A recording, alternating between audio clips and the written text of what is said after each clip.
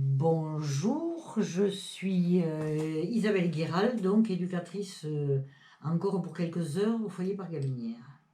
Et bonjour, je suis Philippe Bedoué, éducateur spécialisé au pôle social Chenler et secrétaire du CSE de la filière sociale enfance.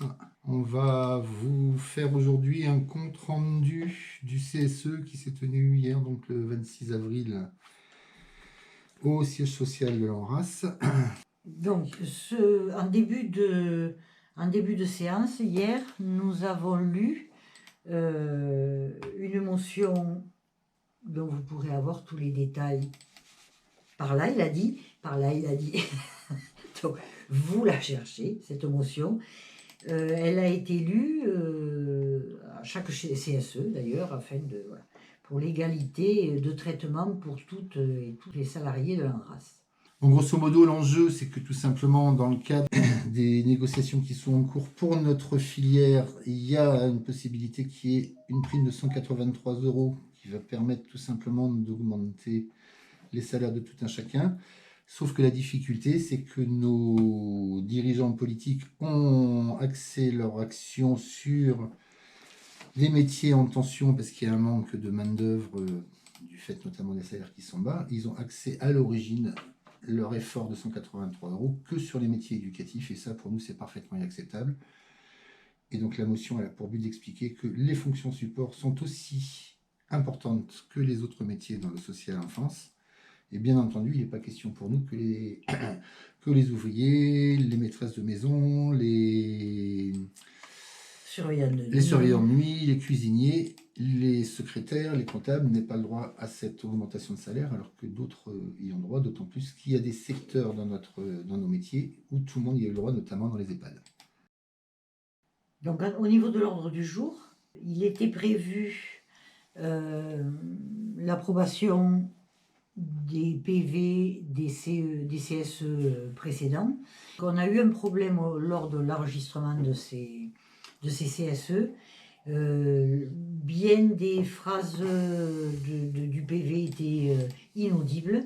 Plusieurs élus ont fait remarquer qu'ils n'avaient pas eu le temps de vraiment essayer de retrouver ce qui avait été dit à ce moment-là. Par conséquent, et en sachant aussi la charge de travail qu'il y avait en suivant avec les comptes administratifs, on a décidé de reporter. Voilà, c'est reporté à une date ultérieure. Outre cette difficulté inhérente à cet enregistrement, c'est aussi pour ça qu'on est là aujourd'hui, pour vous raconter un peu ce qui s'est passé, parce qu'effectivement, de toute façon, les PV prennent beaucoup de temps à être mis en forme, parce qu'on souhaite qu'ils soient le plus lisible et clair possible. Et donc voilà, la vidéo d'aujourd'hui, j'espère, permettra de vous éclairer un peu sur le dernier CSE de l'enfance, social enfance, voilà, avant que le vrai PV arrive. Bon, alors, il me semble avoir compris qu'en dessous là, de la vidéo, il y a une petite flèche. Les gens qui me connaissent savent à quel point tout ça je maîtrise. Et ça vous permet de pouvoir vous diriger directement sur des points qui vous intéressent tout particulièrement sur l'ordre du jour. Nous allons souhaiter la bienvenue à des nouveaux collègues représentants du personnel, puisque nous avons effectivement procédé à la nomination de nouveaux représentants de proximité. Donc vous connaissez les représentants de proximité, hein, vous les voyez sur vos établissements. Donc il y a eu des démissions dans deux établissements. Donc sur Saint-Jean-de-Cossel, nous souhaitons la bienvenue à Célia, qui a été désignée à l'unanimité des élus CSE présents. Et sur la MEX Lamont-Fournay, nous souhaitons la bienvenue à Laure, qui a aussi été désignée à l'unanimité. Donc tout ce que Philippe a dit jusqu'à présent, vous pouvez le mettre aussi au féminin. Le point suivant dans notre ordre du jour, c'était une information-consultation sur les possibilités de reclassement suite à une déclaration d'inaptitude pour une salariée. Alors ça fait partie des tâches qui ne sont pas les plus sympathiques quand on est élu CSE. On doit se prononcer pour nous assurer du respect du droit des salariés sur les conditions de reclassement ou non en fonction des situations médicales de salariés qui sont touchés par une inaptitude.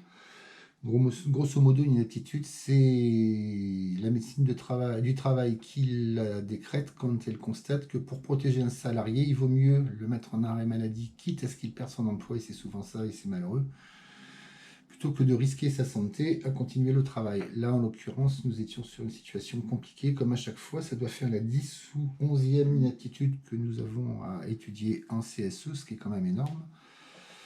Et là, c'est une salariée qui, suite à un accident du travail et un accident de la circulation, ne peut plus exercer son métier. L'employeur est tenu de faire une proposition de reclassement en conformité avec l'avis médical du médecin du travail. Et là, en l'occurrence, il n'y avait pas de poste éligible aux exigences de la médecine du travail. Donc, malheureusement, ça va se conclure par un licenciement pour inaptitude. Nous souhaitons bonne chance malgré tout à cette salariée en lui espérant le meilleur. Le point suivant, et là c'est le gros morceau, ça nous a pris 6 ou 7 heures de séance, c'est ce qu'on appelle l'information consultation sur les comptes administratifs. Donc, nous avons étudié 15 comptes administratifs. Donc, il faut expliquer ce que c'est, les comptes administratifs, parce que tout le monde ne le sait pas. On l'a découvert, nous aussi, un jour. C'est ça. Vas-y. Ah, ok. Donc, les comptes administratifs, grosso modo, c'est le bilan comptable de ce qui a été réalisé comme activité dans les boîtes. Quelques mois avant la fin de l'année, nos directions préparent la demande de budget pour l'année suivante. C'est-à-dire qu'ils font le calcul de ce que coûte grosso modo le placement d'un jeune en prix de journée, pour faire une projection sur l'année suivante en fonction de leurs objectifs. Et ils vont essayer de faire en sorte que nous ayons les moyens de travailler dans de bonnes conditions pour mettre en place une prise en charge de qualité pour les gamins en fonction des publics, en fonction des spécificités des établissements et en fonction des différents services. Par exemple, on n'a pas le même budget pour faire de l'AMO que pour faire du PAD, que pour accompagner des jeunes en internat pur, que pour accompagner des jeunes en appartement extérieur. Il y a des budgets divers et variés. Ça, c'est ce qu'on appelle le budget prévisionnel. Suite à ça, il y a ce qu'on appelle l'activité. Donc, mettons en 2021, du 1er janvier au 31 décembre 2021, on a une somme qui nous est allouée, une fois que le conseil départemental a accédé aux demandes des établissements. Et les comptes administratifs, ça vient après. C'est-à-dire que dans les semaines qui suivent la clôture de l'exercice, en gros entre mars et avril, les comptabilités et les directeurs font le bilan de ce qui a été dépensé pour faire tourner la MEX ou le service et doivent le présenter aux représentants du personnel et aux financeurs pour faire le bilan et voir ce qui a été dépensé en plus, ce qui a été dépensé en moins, les actions qui ont été menées ou pas. Pour le dire simplement, imaginons un établissement fictif qui ait la capacité à accueillir 50 jeunes pendant 365 jours, ça fait à peu près 25 000 journées. Il y a eu des départs en vacances, des retours famille, ça va être facturé 20 000 journées. Si c'était l'objectif, on est dans le budget. Si on a fait beaucoup moins, il y a un risque que le budget soit repris par le conseil départemental parce qu'on n'a pas fait ce qui était prévu. Et si on fait beaucoup plus, ce qui est souvent le cas dans la plupart des établissements, là il y a une négociation qui va se faire avec le conseil départemental pour voir si l'argent en plus qui a été consacré à l'accompagnement des jeunes reste à l'établissement ou pas, en fonction des arguments qu'il peut venir donner au conseil départemental, pour dire voilà, j'ai fait, mettons, 200 000 euros en plus, je vous propose de me les laisser, parce que l'année prochaine, nous allons rénover un bâtiment ou rénover un atelier. Donc, chaque établissement prépare ses comptes administratifs. Et par exemple, à Paris-la-Minière, les comptes administratifs proposés par Madame la directrice ont été montrés aux représentants du personnel, afin qu'ils puissent se rendre compte un peu de ce qui était proposé, de ce qui partait, et que ensuite les élus du CSE ont pu travailler avec Sendex, donc le cabinet d'expertise comptable, qui travaille avec nous depuis bien des années, afin d'avoir si vous voulez, un avis d'expert pour lire ces budgets. Et on se rend compte, il ne faut pas avoir trop peur des chiffres, c'est-à-dire que c'est très complexe et en même temps, on arrive à lire assez bien ce qui peut poser problème ou ce qui est bien, ce qui a bougé d'une année sur l'autre dans un établissement, etc. C'est-à-dire que ça peut paraître, quand on voit le document, ça fait un peu peur, mais en fait, même si on n'est pas un spécialiste, on arrive à en tirer des analyses quand même intéressantes et on est bien aidé par l'équipe de Sendex, donc qui nous permet d'avoir un avis un peu plus approfondi.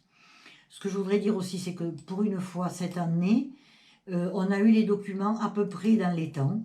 C'est ce qui explique aussi sûrement que le CSE, donc hier, s'est mieux passé que d'habitude, qu'on a fini à des heures raisonnables, et que chaque établissement a quand même bien pu poser les questions nécessaires, etc. Donc c'était un CSE tout à fait intéressant. Un grand merci aux comptables de toutes les boîtes. Un grand merci au pôle administratif et financier du siège social et à son directeur qui était à la séance et qui a pu répondre de façon efficace à nos questions, interrogations qui sont parfois pas super bien formulées parce qu'on n'est pas des experts, mais il sait traduire et nous donner des réponses.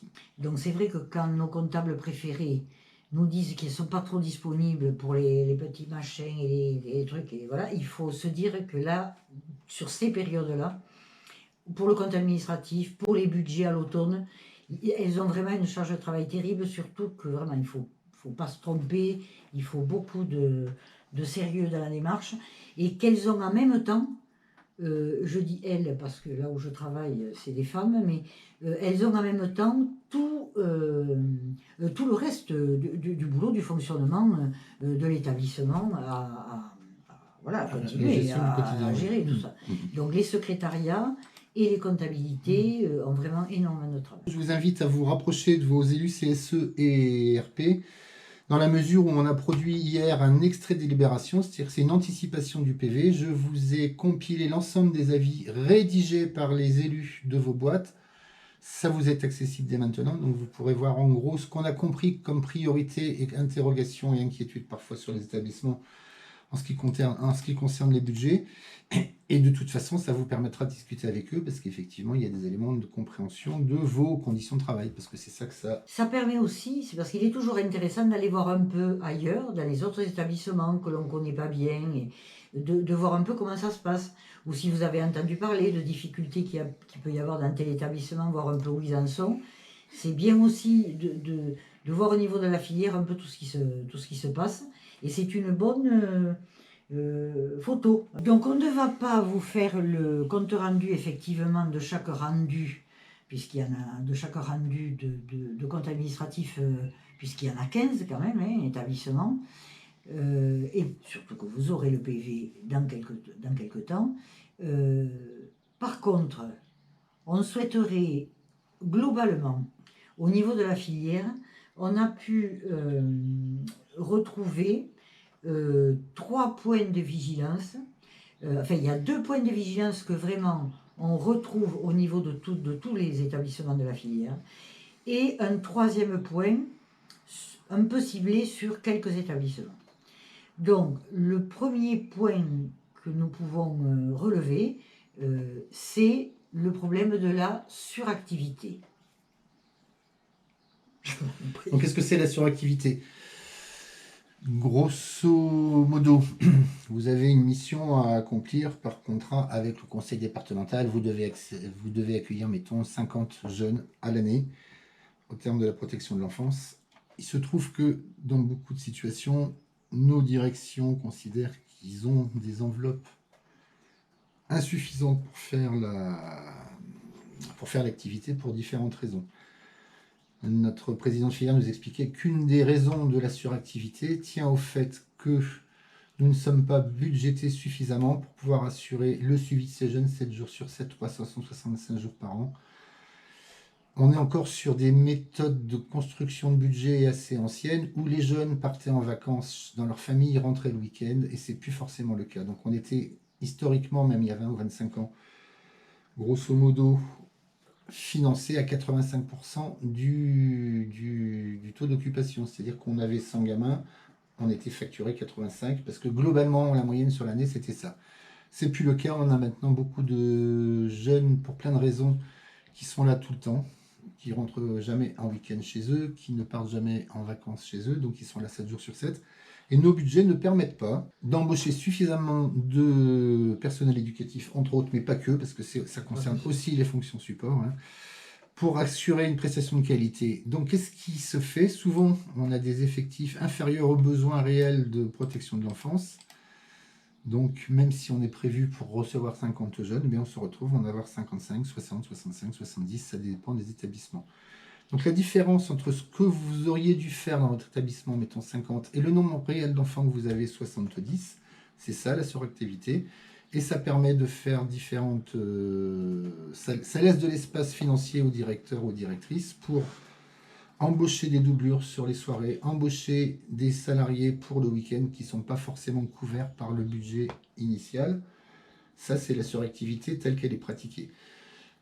Une des difficultés que ça amène, c'est qu'à terme, à la fin de l'année, quand le conseil départemental examine le budget, il peut être tenté, et ça se fait dans certains départements, de ne pas laisser à l'établissement l'excédent de recettes qu'il a fait du fait de la suractivité. Ça s'est déjà vu qu'il y a eu des reprises, c'est-à-dire des non-reprises, c'est-à-dire qu'il garde l'argent. Imaginons qu'une boîte ait eu 200 000 euros de recettes en plus. Le conseil départemental peut décider de le laisser ou pas. Ça, c'est un danger pour les établissements, parce que ça peut les mettre à genoux.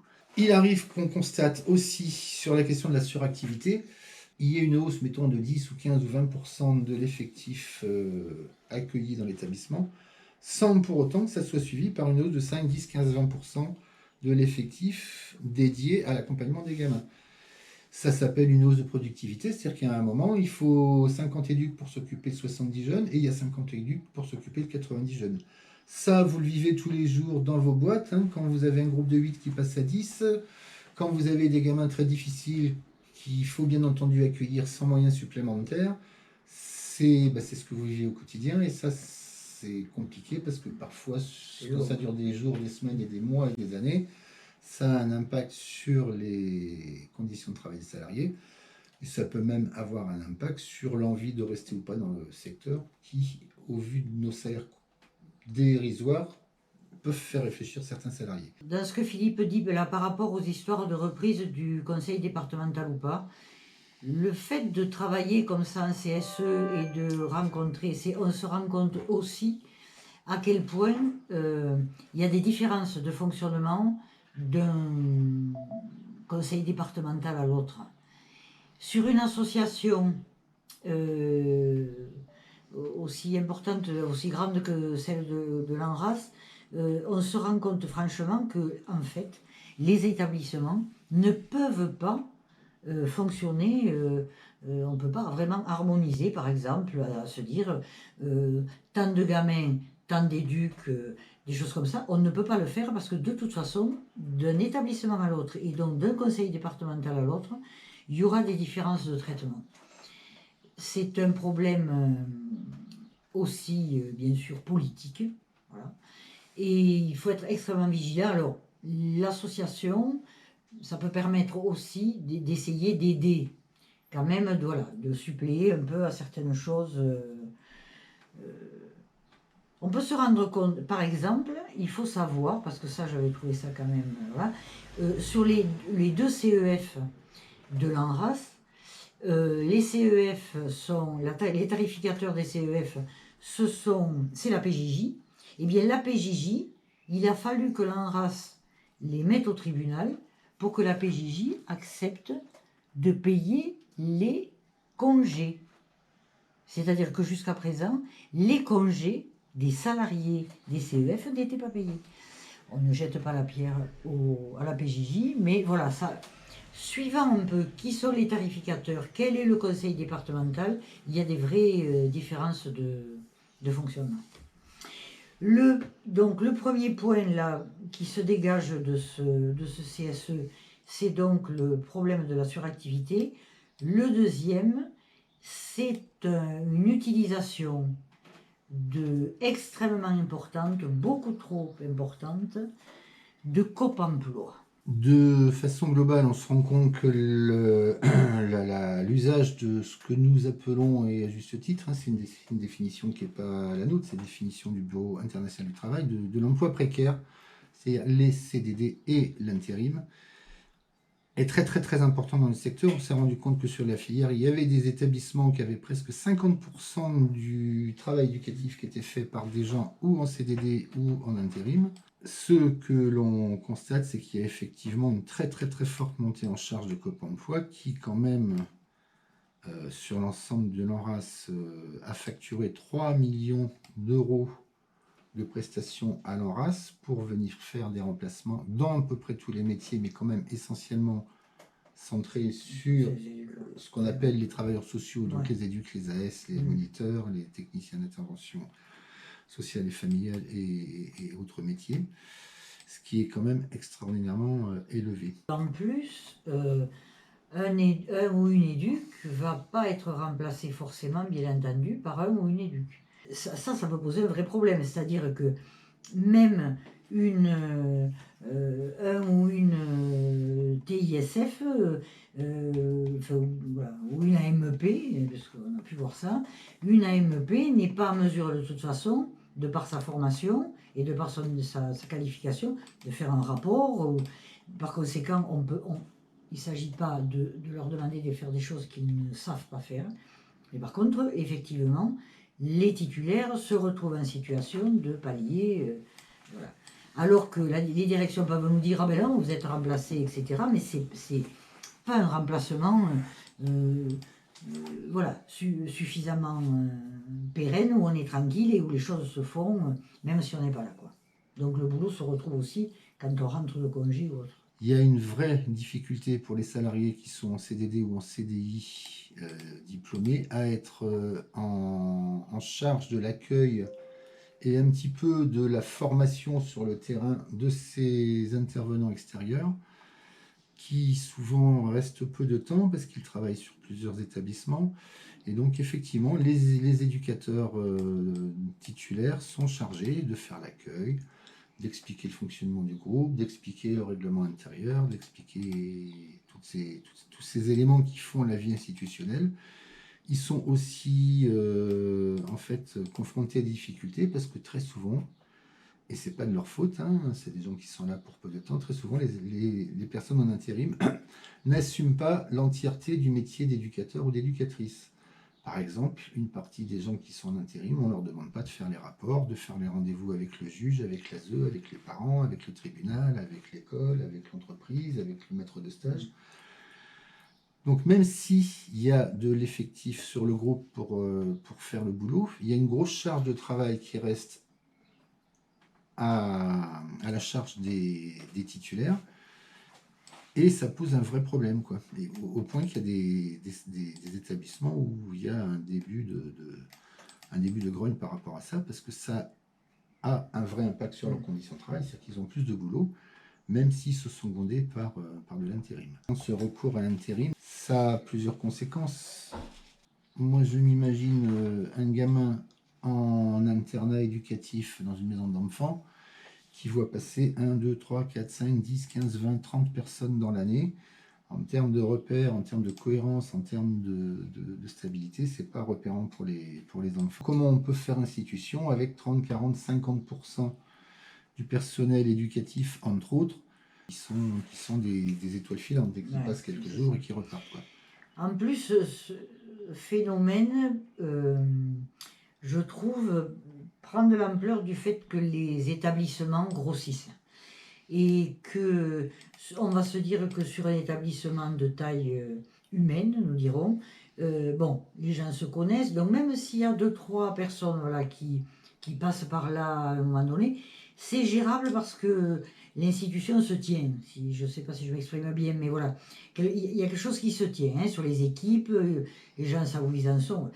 Là, étant donné que les établissements explosent dans le sens où il y a des services, chaque établissement monte des services, sur les appels à projets ou autres, Donc ça génère des difficultés supplémentaires et où l'appel à l'intérim multiplie effectivement les difficultés du travail ensemble, comme le disait Philippe, pour la cohésion d'équipe, etc. Ce qui est pas bien pour les salariés, mais qui n'est pas bien non plus pour les jeunes accueillis, parce que le boulot se fait pas, c'est trop compliqué. Puis le boulot se fait pas. On a constaté sur cet établissement, il ne s'agit pas de désigner des mauvais élèves, mais on a constaté sur des établissements spécifiques qu'ont par définition une charge de travail qui est très fluctuante dans l'association, c'est notamment les DAOMI, parce qu'il peut y avoir des semaines où il y a 15 accueils et des semaines où il y en a 150, donc ça ne demande pas la même quantité de travailleurs sociaux et d'intervenants en vis-à-vis avec les jeunes. Et donc là, on a constaté qu'effectivement, il y avait quand même une lanterne rouge à réfléchir, à savoir que les DAOMI, à eux seuls, a priori, si nos chiffres sont exacts, ils semblent l'être, parce qu'on n'a pas eu de réponse nous indiquant le contraire.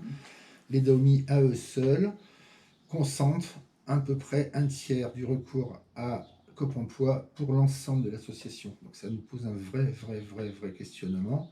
Ce phénomène d'un recours qui nous semble excessif à l'intérim gagne les établissements. Nous avons appris hier qu'encore un autre établissement, notamment sur l'Aude, qui n'avait pas recours à Coop Emploi, allait commencer à y avoir recours.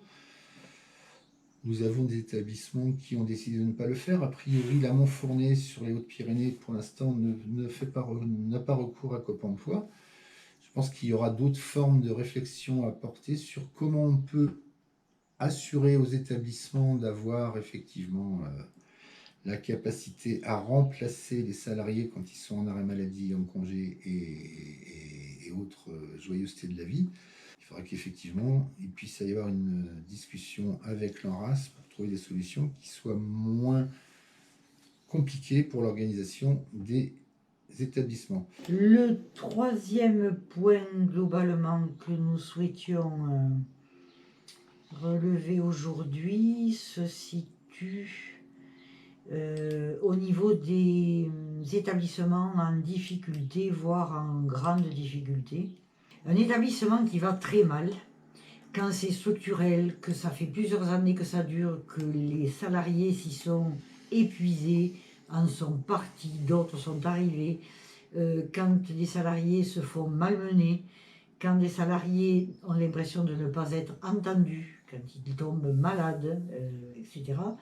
Un établissement comme ça, quand on en arrive, malgré nos sollicitations dès le départ, quand on en arrive à des catastrophes de cet ordre-là, un établissement a toujours, quel que soit le lieu, a toujours beaucoup de mal à se remettre. Donc ce que nous, on peut dire là sur le dernier CSE, au travers des comptes administratifs, il y a quand même du mieux, c'est-à-dire qu'on peut considérer que certains établissements où vraiment l'investissement au niveau de l'ANRAS a été fort, avec l'intervention du directeur de l'ANRAS, etc., on peut se dire qu'il y a des choses qui bougent, mais comme je vous le disais, ça peut prendre beaucoup de temps. Et par contre, il y a encore des établissements, Philippe, où on est un peu à la catastrophe. Et il y a aussi des établissements où ça va un peu mieux, mais si vous voulez, les salariés reprennent, ça va mieux. Par contre, où on peut mettre des cadres très volontaires, qui tiennent la route, qui ont bien compris les enjeux et les difficultés, mais c'est pas assez solide à niveau structurel. Donc nous, on a relevé par exemple qu'on pouvait s'inquiéter sur certains cadres qui reprenaient des situations et qui étaient de très bonne volonté, mais s'il n'y a pas la structure totale dans l'établissement, ils vont pas y arriver. Et ça va être un échec supplémentaire, ce qui va être très dur pour le ou les cadres en question, mais aussi pour les salariés qui ont vu là renaître quelque chose en se disant ça y est, on reprend un peu en main la situation, on retravaille sur les choses, et en fait ça se recasse la figure derrière. On a relevé chez les élus une préoccupation particulière pour le bassin albigeois, où effectivement il y a 2 établissements qui successivement se sont trouvés un peu sous les feux de la rampe parce qu'il y a des très très très grosses difficultés. Ce qu'on a pu voir en compte administratif, c'est que la situation financière de ces 2 établissements est très très très préoccupante dans les mois pour les mois et les années qui viennent, malgré tous les efforts dans leur main. C'est à savoir qu'à eux deux, ces établissements, la Mecque Saint-Jean a un déficit de trésorerie cumulé de 815 000 euros, le CEP de Saint-Jean-de-Cossel 762 000 euros, ça fait 1 577 000 euros. Il va bien falloir à un moment ou un autre, bien qu'on bénéficie, et heureusement pour les salariés et les établissements, de la solidarité de l'ANRAS qui fait grosso modo l'avance de trésorerie pour permettre aux établissements de vivre et de pouvoir payer les salaires et les charges. Il va bien falloir de toute façon à un moment payer cette dette.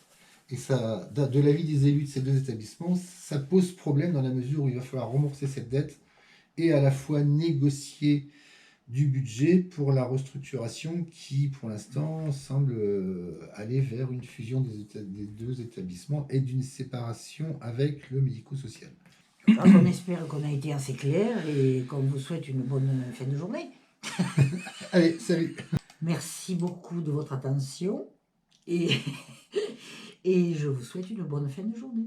Et moi, je vais conclure en souhaitant à Isabelle Guiral, donc éducatrice à la maison Parc Gaminière, une bonne continuation après 39 ans de bons et loyaux services en tant qu'éducatrice spécialisée auprès des jeunes en difficulté. Donc elle nous quitte le 1er mai, c'est une date qui tombe parfaitement au hasard. Et c'était un grand plaisir de te rencontrer, de travailler avec toi, aussi bien au niveau, on va dire, éducatif qu'au niveau syndical. Je voulais juste préciser, effectivement, je quitte le foyer Parc Gaminière, mais donc il y a eu le foyer Parc Gaminière pendant 39 ans, mais il y a aussi eu la CGT pendant 39 ans, puisque je me suis syndiquée à la CGT dès mon arrivée. Et que vraiment, autant ma vie professionnelle que ma vie au syndicat a été d'une richesse extrême. Tous les gens que j'ai pu rencontrer, le travail qui a été fait, parce que la CGT ANRAS, c'est quand même un syndicat particulier, voilà, en France. C'est même pas au niveau de la région, mais en France, vraiment. Et que le boulot qui est fait et qui a été fait, ça a été extrêmement riche et important pour moi, et ça a vraiment fait partie de ma vie professionnelle. Donc je remercie aussi tous les camarades, tous mes camarades.